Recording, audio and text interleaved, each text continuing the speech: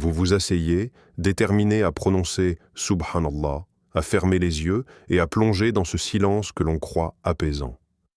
Pourtant, malgré vos efforts, l'esprit refuse de se calmer.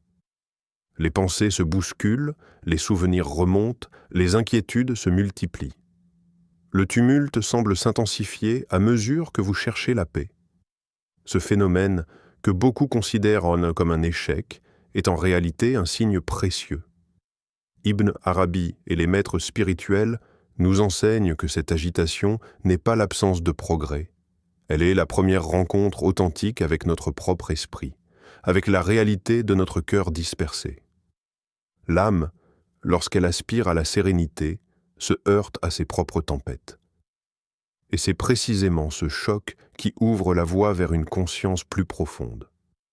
Le cœur dispersé, rempli de bruits intérieurs, ne peut être forcé au calme. Il ne s'agit pas de lutter contre ses pensées, mais de les accueillir, de les observer avec douceur, de les reconnaître comme des messagers de ce qui demande à être vu et transformé. La méditation n'est pas une fuite. C'est une rencontre courageuse avec soi-même, avec cette agitation qui témoigne de notre humanité. Transformer le chaos intérieur en présence commence par l'acceptation. Reconnaître que l'esprit est agité, que la pensée s'emballe, que le cœur s'éparpille, c'est déjà un pas vers la paix divine. Ce n'est pas l'absence de mouvement qui nous rapproche de Dieu, mais la capacité à rester conscient au milieu du tumulte. La méditation devient ainsi un espace sacré où l'on peut déposer nos distractions, où chaque pensée devient un point d'ancrage pour la présence à Dieu. Comme le rappelle le Coran, ceux qui ont cru et dont les cœurs se tranquillisent au rappel d'Allah. N'est-ce pas au rappel d'Allah que se tranquillisent les cœurs? Sourate Ar-Ra'd 28. Ici, le texte nous montre que la paix ne consiste pas à éliminer les pensées, mais à orienter le cœur vers celui qui est source de tout calme. Chaque agitation devient un miroir, reflétant l'âme qui cherche à se reconnecter à sa source. Ainsi, la première étape n'est pas de calmer l'esprit par la force, mais d'embrasser cette dispersion comme un chemin vers la présence divine. Le tumulte intérieur n'est pas un obstacle. Il est le signe que le cœur se prépare à se déposer dans la lumière et la sérénité d'Allah. Chaque moment d'agitation devient alors un enseignement, une invitation à transformer le chaos en conscience et la dispersion en une méditation profonde et vivante. Chaque souffle que nous prenons est bien plus qu'un simple mécanisme biologique. Ibn Arabi nous rappelle que le souffle est le lien subtil entre le corps et l'esprit, qu'il est même le mouvement de Dieu en l'homme. Chaque inspiration devient une caresse de la miséricorde divine, un souffle de vie qui entre dans nos poumons et s'infiltre jusqu'au plus profond de notre être. Chaque expiration est une libération, un geste sacré qui nous permet de relâcher les tensions, les fardeaux accumulés et les pensées inutiles. Respirer devient alors un acte de conscience, une porte ouverte vers la présence d'Allah, un chemin vers la tranquillité de l'âme. Dans notre vie quotidienne, nous respirons des milliers de fois sans y prêter attention. Pourtant, chaque souffle est une occasion unique de reconnecter notre corps à notre essence spirituelle. La méditation, selon Ibn Arabi, ne commence pas par des postures parfaites ni par des rituels extérieurs. Elle commence par la conscience du souffle, ce rythme simple et pourtant profond qui soutient la vie. Observer le souffle, c'est entrer dans le silence intérieur, c'est sentir chaque cellule vibrer à l'unisson avec le divin, c'est devenir témoin de l'œuvre subtile de Dieu en soi. En inspirant, imaginez recevoir la lumière, la guidance et la miséricorde divine. En expirant, laissez partir tout ce qui vous alourdit, tout ce qui empêche le cœur de s'ouvrir pleinement à la présence divine. Chaque souffle devient un mantra silencieux, un lien constant avec l'invisible. C'est par cette simple conscience que le corps, l'âme et l'esprit se rejoignent et que la méditation devient un art de présence. Le Coran nous guide également sur cette harmonie intime. Et c'est lui qui a créé les cieux et la terre en 6 jours, et son trône était sur l'eau afin d'éprouver qui de vous agit le mieux. Sourate Hud 7. Même dans le rythme invisible du souffle, la création divine se manifeste, et chaque mouvement, chaque respiration nous invite à participer consciemment à cette œuvre magnifique. Ainsi, respirer avec conscience n'est pas un simple exercice, c'est un acte sacré, un dialogue silencieux entre l'homme et son Créateur.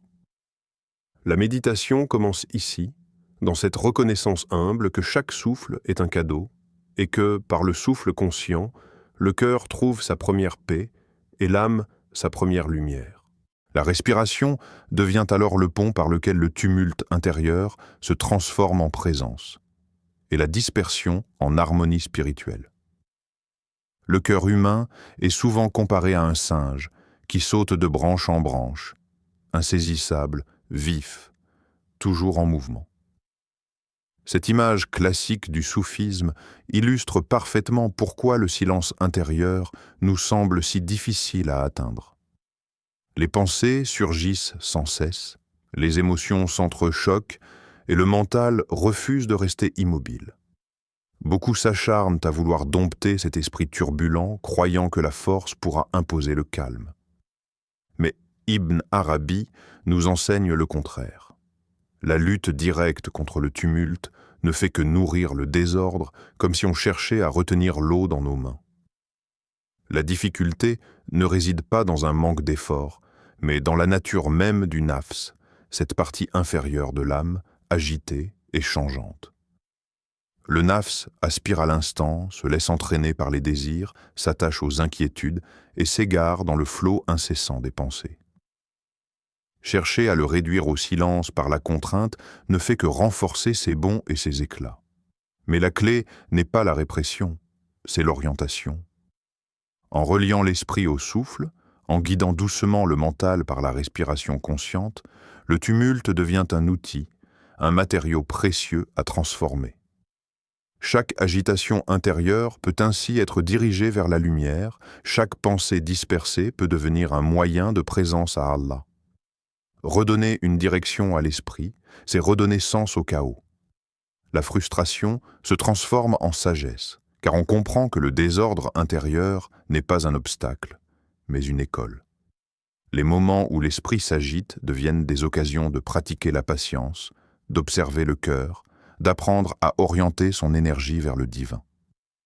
La méditation ne consiste pas à faire disparaître le singe intérieur, mais à l'inviter à sauter vers la lumière, à utiliser sa vivacité pour contempler le Créateur au lieu de se perdre dans le bruit.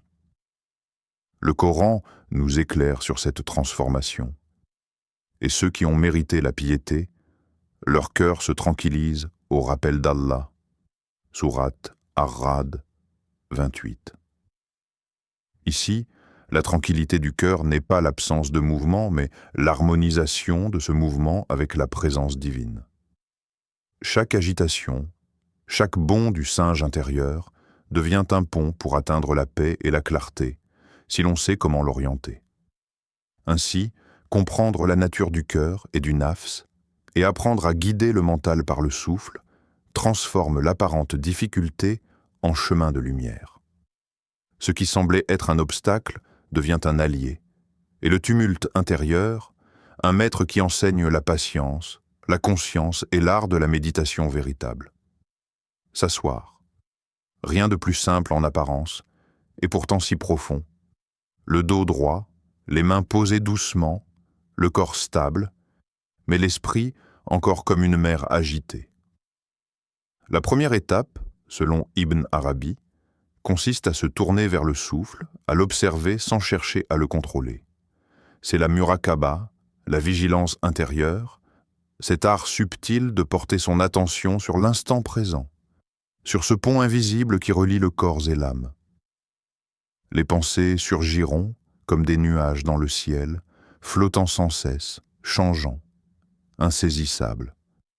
L'âme est tentée de les suivre, d'en attraper une pour la ruminer, de s'attacher à ce qui traverse le mental. Mais le secret de la muraqaba est de laisser passer chaque nuage, de ne pas s'y accrocher et de ramener doucement l'attention au souffle, à ce rythme naturel qui nous relie à la vie et à la présence divine. À chaque inspiration, un espace s'ouvre. À chaque expiration, un fardeau se libère. Le souffle devient une ancre dans le tumulte intérieur, un fil invisible qui rattache le cœur à la lumière. Répéter cet exercice, jour après jour, c'est entraîner le cœur à habiter pleinement l'instant, à se détacher de l'agitation extérieure. Chaque souffle observé, chaque pensée laissée passer, renforce la stabilité intérieure et prépare l'âme à une perception plus profonde. Le corps et l'esprit, en s'alignant sur ce rythme subtil, trouvent un espace de calme et de clarté, un sanctuaire où l'âme peut enfin respirer librement. La muraqaba transforme l'ordinaire en sacré, le banal en un moment de rencontre avec Dieu. Le Coran souligne cette transformation de l'attention et de la présence. Ceux qui ont cru et dont les cœurs se tranquillisent au rappel d'Allah. Sourate Ar-Ra'd 28. La tranquillité ne vient pas de l'absence de pensée, mais de la capacité à les observer sans s'y perdre, de revenir sans cesse au souffle qui guide vers la sérénité. Chaque respiration consciente devient un rappel de la présence divine, chaque instant habité avec vigilance ouvre la porte à la paix et à la lumière intérieure. Ainsi, la muraqaba n'est pas une simple technique, mais une initiation à la présence véritable. Observer le souffle sans jugement, laisser les pensées passer, revenir encore et encore à ce rythme vivant, c'est offrir à l'âme un espace de liberté et préparer le cœur à recevoir la paix divine. C'est dans cette répétition silencieuse que l'esprit trouve sa première stabilité et que le chemin vers la profondeur intérieure s'ouvre doucement, tel un lever de soleil après la tempête. À présent, le souffle devient plus profond, plus conscient. Chaque inspiration n'est plus simplement un mécanisme vital, mais un acte sacré, un passage par lequel la lumière divine pénètre doucement dans chaque fibre de votre être. Imaginez que l'air que vous accueillez emporte avec lui la miséricorde d'Allah, illuminant vos organes, vos pensées, vos émotions. À chaque expiration, laissez partir les peurs, les colères, les charges émotionnelles accumulées. Ressentez ce mouvement comme un nettoyage intérieur, une purification douce mais profonde. Ce n'est pas de l'imagination au sens mondain du terme, mais une mémoire spirituelle. Le souffle est lié à la miséricorde divine et chaque respiration consciente devient un moyen de se reconnecter à cette source infinie. Le prophète nous a enseigné que le souffle du croyant en état de souvenir est un acte d'adoration. Ainsi, respirer en conscience devient une prière silencieuse, un dialogue subtil entre le corps et le divin. L'inspiration remplit le corps de lumière et de vie, tandis que l'expiration libère les obstacles à cette présence. Sur le plan physiologique, ce rythme profond apaise le système nerveux, détend les tensions et recentre l'énergie vitale.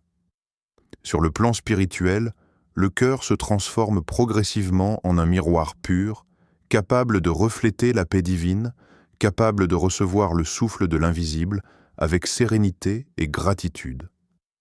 À mesure que cette pratique se stabilise, l'âme s'élève vers la présence du réel.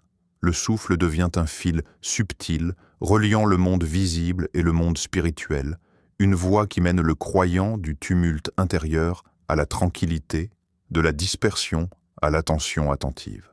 Chaque inspiration et expiration consciente devient une méditation vivante, un rituel intime et sacré, un pont entre l'homme et son Créateur.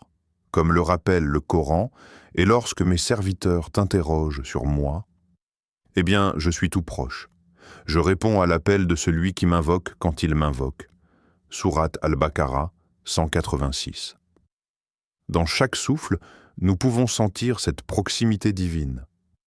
L'acte simple de respirer consciemment devient ainsi un moyen de présence, de purification et d'adoration, un chemin vers la sérénité intérieure. Ainsi, cette étape transforme chaque respiration en un espace sacré. L'air qui entre est lumière, l'air qui sort est libération. L'âme se purifie, le cœur devient réceptacle de paix, et l'esprit s'élève doucement, porté par ce souffle qui, à la fois, nourrit, apaise et relie au réel. Respirer devient une adoration, un miroir vivant de la présence divine. À ce stade avancé de la méditation, la respiration cesse d'être un effort conscient. Elle devient un phénomène naturel, un flux subtil dans lequel le corps et l'âme s'harmonisent spontanément. Le méditant n'inspire plus, n'expire plus avec volonté. Il se laisse traverser par le souffle divin. C'est un moment unique où le silence intérieur devient tangible, où les pensées, comme des vagues, se calment, se retirent, laissant émerger une tranquillité profonde. L'âme n'est plus perturbée par le tumulte mental. Elle est simplement présente, pur témoin de ce qui est, pleinement ouverte à la lumière intérieure. Ibn Arabi appelle cet état le fanafil soukoun, l'annihilation dans la quiétude. Ce n'est ni une perte de soi, ni un effacement de l'existence. C'est au contraire une rencontre avec la dimension lumineuse de l'âme. Le méditant cesse d'être défini par ses pensées, ses désirs ou ses peurs. Il devient un miroir pur, reflétant la lumière divine, un canal par lequel la paix et la présence d'Allah se manifestent. Le corps semble se dissoudre, la conscience se recentre sur une lumière intérieure, et l'individu se découvre dans sa véritable essence, au-delà des limites du mental. Cet état est la réalisation de ce que le Coran décrit comme « nafs al-mutma'inna », l'âme apaisée. Ô âme apaisée, retourne vers ton Seigneur, satisfaite et agréée. Sourate Al-Fajr, 27 à 28. La méditation ne consiste plus à faire ou à contrôler, elle devient une expérience d'être, une immersion dans la sérénité divine. L'âme, enfin, goûte à sa plénitude et à sa liberté intérieure. Ce n'est pas l'effacement de l'individu, mais l'éveil à sa dimension la plus pure, la plus intime, où tout devient clair et lumineux. Dans ce silence, l'homme découvre que la vraie présence ne dépend pas du mental, mais de l'abandon confiant et de la vigilance tranquille. Le fanafil soukoun révèle que la méditation ultime n'est pas une performance, mais un état de réception, un espace sacré où l'âme se reconnaît dans sa source et où le souffle devient le témoin silencieux de l'union avec le réel. Chaque instant dans cet état est une immersion dans la lumière, une dissolution du tumulte et une rencontre avec la paix que seule la présence divine peut offrir. Ainsi, l'union avec l'âme n'est pas un oubli de soi, mais un éveil à sa vérité la plus pure. La conscience lumineuse, paisible et réceptive à la guidance d'Allah, dans laquelle le cœur trouve enfin son repos et son accomplissement. À ce stade de la méditation, le souffle devient plus qu'un simple mouvement vital. Il devient un véhicule de présence, un instrument sacré de connexion à Allah. Ibn Arabi propose une pratique subtile, presque invisible à l'œil nu, le dhikr du souffle. À l'inspiration, on prononce intérieurement « Hu » et à l'expiration « Allah ». Les lèvres ne bougent pas, la langue ne parle pas. C'est le souffle lui-même qui devient le médium du nom divin. Au fil du temps, cette pratique se transforme en une expérience où le dhikr ne se fait plus, il devient. La respiration, naturelle et continue, intègre le nom comme s'il avait toujours été inscrit dans notre être depuis la naissance. Au fur et à mesure, une vibration subtile peut se manifester entre les sourcils, dans le centre du front ou dans la poitrine. Ibn Arabi l'appelle Sir al-Qalb, le secret du cœur, ce lieu intérieur où le nom et la conscience s'unissent dans une résonance silencieuse et profonde. Le méditant n'a plus l'impression de pratiquer un rituel. Il devient le dhikr lui-même. Chaque souffle devient une offrande, chaque battement du cœur, un rappel constant de la présence divine. Le temps semble se suspendre, et la distinction entre celui qui invoque et l'invocation elle-même s'estompe. Cette fusion révèle une vérité essentielle. le nom divin n'est pas seulement à réciter, il est à vivre, à incarner dans chaque cellule, dans chaque respiration. Le dhikr du souffle transforme le corps en un temple vivant, le cœur en un miroir de lumière et l'âme en un canal de paix et de guidance. La conscience devient lumière, vibrante et réceptive, et le souffle devient un lien tangible entre l'homme et le Créateur.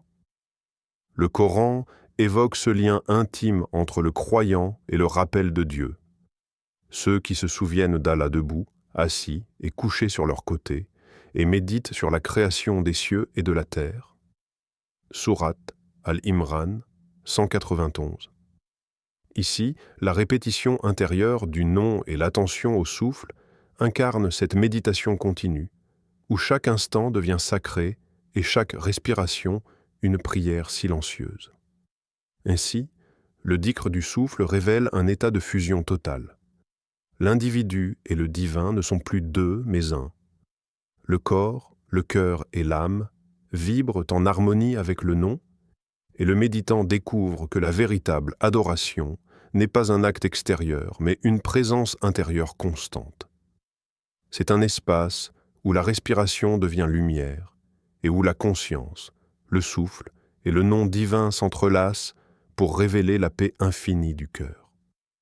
À ce stade avancé de la méditation, la respiration devient à peine perceptible. Chaque souffle est subtil, léger, comme une brise qui effleure l'âme.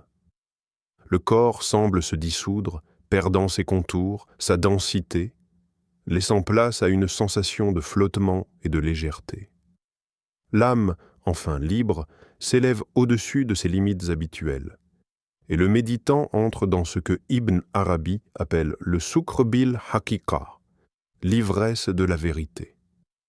Ce n'est pas une ivresse des sens ou des émotions, c'est une reconnaissance profonde et silencieuse de la réalité divine. Dans cet état, le temps semble s'étirer.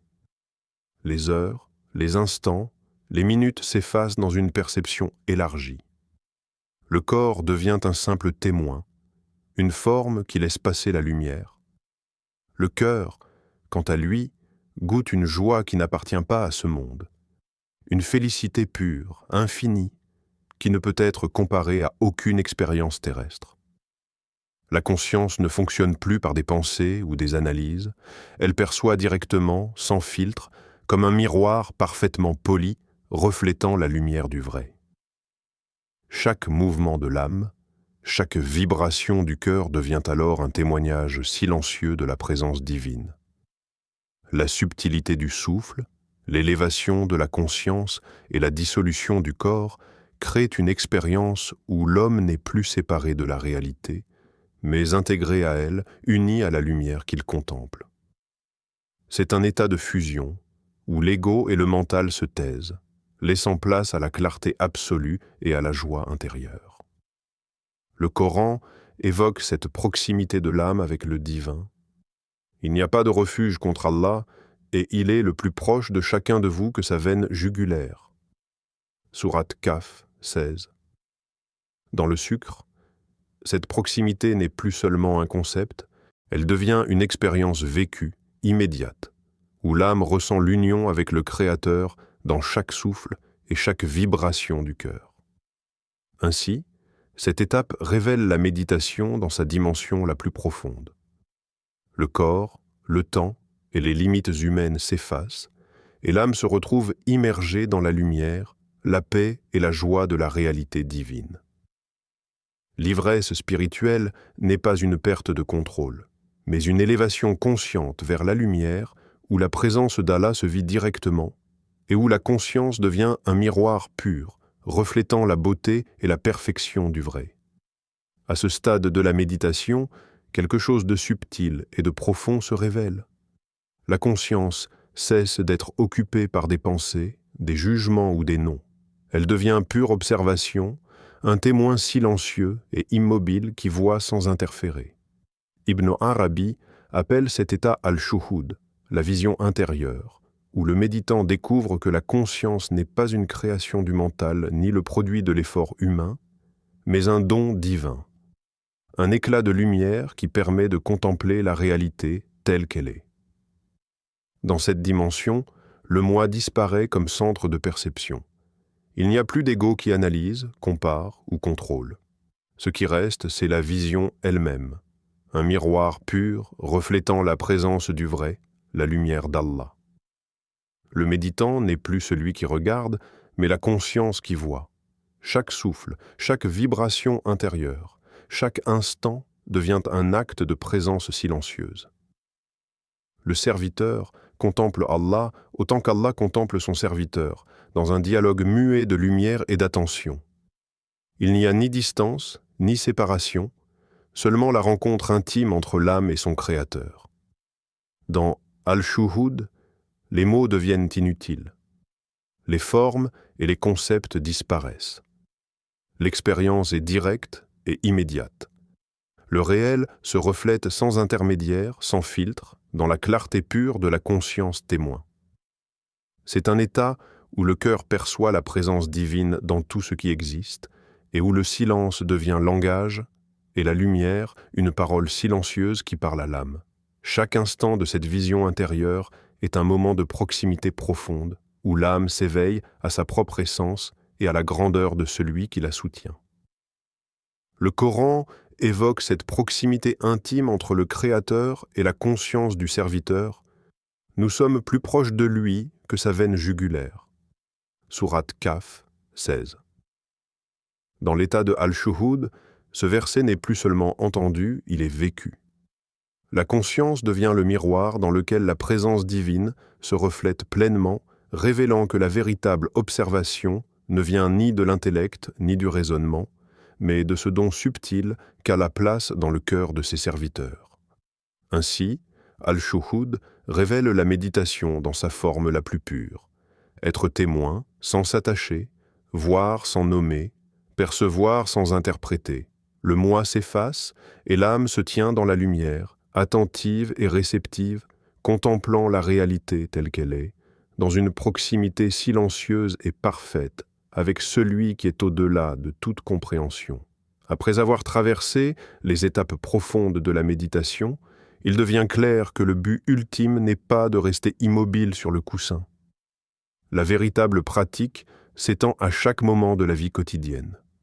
C'est ce que les maîtres soufis appellent « dhikr al-da'im », le rappel permanent, la conscience vivante que Allah est avec moi où que je sois.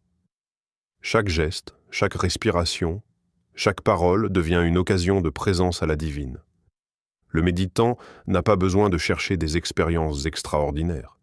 Il apprend à vivre chaque instant dans le souvenir silencieux d'Allah. Cet état transforme radicalement la perception du monde.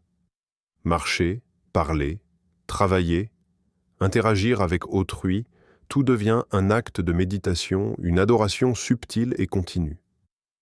Le cœur, même au milieu de l'agitation, demeure en silence intérieur, comme une lampe allumée qui éclaire tout autour d'elle. L'attention n'est plus dispersée par le tumulte extérieur. Elle reste centrée sur le nom divin, un fil invisible qui relie chaque pensée et chaque action à la source de toute lumière et de toute vie. Le dhikr al-da'im n'est pas une simple répétition de mots, c'est une transformation de l'être. La méditation cesse d'être un moment isolé dans le temps pour devenir un état permanent, un mode d'existence où la conscience, le cœur et l'âme sont continuellement tournés vers Allah. Même les tâches les plus banales prennent un sens sacré. Chaque geste devient une offrande, chaque souffle un rappel de la présence divine. Cette pratique profonde ancre le mystique dans le quotidien, lui permettant de marcher dans le monde sans se perdre dans l'agitation ou le matérialisme. Le Coran nous éclaire sur cette présence constante. « Souvenez-vous de moi, et je me souviendrai de vous » Sourate Al-Baqarah 152.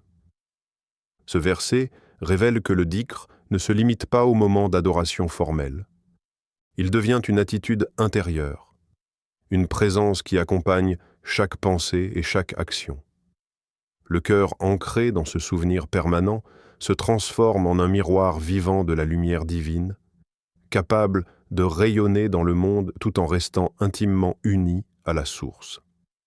Ainsi, le dhikr al-da'im fait de la vie entière un espace sacré. La méditation ne se limite plus à des séances isolées, elle devient la respiration de l'âme, le fil invisible qui relie chaque moment à Allah. Vivre ainsi, c'est marcher dans le monde avec le cœur tranquille, les pensées lumineuses et la conscience éveillée, transformant chaque souffle, chaque geste, chaque instant en adoration et en retour vers le divin. Le chemin spirituel, aussi sublime soit-il, ne se limite pas aux états mystiques ou aux expériences intenses de méditation. Il repose sur des vertus simples mais profondes, des qualités intérieures qui soutiennent la présence divine dans la vie quotidienne. Ibn Arabi et les maîtres soufis insistent sur 3 d'entre elles, la constance, l'humilité et la solitude intérieure. Chacune constitue un pilier, un outil pour protéger le cœur contre l'orgueil et pour approfondir la lumière intérieure. La constance est le premier fondement. Même quelques minutes de pratique quotidienne suffisent si elles sont régulières et sincères. Quelques respirations conscientes, quelques instants de dhikr, un moment de silence ou de réflexion intérieure peuvent sembler insignifiants, mais leur répétition crée une solidité intérieure. La constance transforme la méditation en habitude de l'âme, un flux continu de présence divine qui traverse les jours, même au milieu de l'agitation et des obligations du monde. L'humilité est le second pilier. L'expérience spirituelle peut facilement devenir un terrain d'orgueil si l'on se croit supérieur ou si l'on revendique les états vécus. L'humilité rappelle que chaque souffle, chaque perception intérieure, chaque moment de paix est un don d'Allah et non une réussite personnelle. Cette conscience garde le cœur pur et ouvert, prêt à recevoir davantage de lumière sans jamais s'enorgueillir de ce qui vient de la grâce divine. Enfin, la solitude intérieure, qui ne nécessite pas forcément l'isolement physique, est un espace du cœur réservé à Allah. C'est un sanctuaire intime où le méditant peut se tourner vers le divin, où il peut respirer, se rappeler et s'élever au-dessus du tumulte extérieur. Cet espace intérieur devient le lieu où la présence d'Allah est nourrie et protégée, et où le cœur trouve la paix malgré le bruit du monde. Le Coran nous éclaire sur la valeur de ces qualités. Et accomplissez la prière et acquittez la zakat et inclinez-vous avec ceux qui s'inclinent. Sourate Al-Baqarah 43. La constance dans la pratique, l'humilité devant le Créateur et la capacité à se retirer intérieurement sont autant de moyens pour ancrer le cœur dans la lumière divine. Chaque petit acte, même un souffle conscient ou un moment de silence, a du poids auprès d'Allah et renforce la clarté de l'âme. Ainsi, le chemin spirituel ne se mesure pas à la grandeur des expériences extérieures, mais à la profondeur des vertus intérieures. Constamment présentes, humbles et discrètes, elles protègent le cœur, nourrissent la lumière intérieure et permettent à la présence divine de devenir une réalité vécue dans chaque souffle, chaque geste et chaque instant de la vie quotidienne. Au sommet du chemin spirituel, la méditation cesse d'être une simple pratique ou un exercice. Elle devient transformation de l'être, un processus subtil par lequel le méditant intègre la présence divine dans chaque fibre de son existence. Ibn Arabi décrit cette étape comme la réalisation que l'univers entier, chaque instant, chaque souffle, chaque être est empreint de la trace d'Allah. Ce n'est pas une perte de soi, mais l'ouverture du regard à la lumière divine qui imprègne toute chose. Le cœur, purifié, voit partout la manifestation du Créateur. À ce stade, le méditant n'est plus seulement un observateur ou un récitant. Il devient lui-même le dhikr.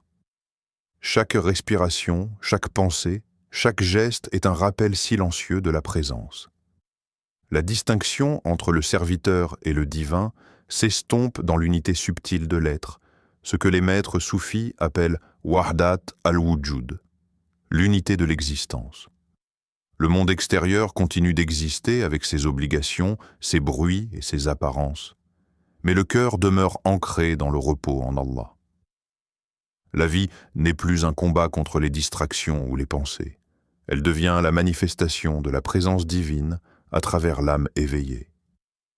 Cette union ne supprime pas la personnalité ou l'individualité. Elle purifie le regard et élève la conscience.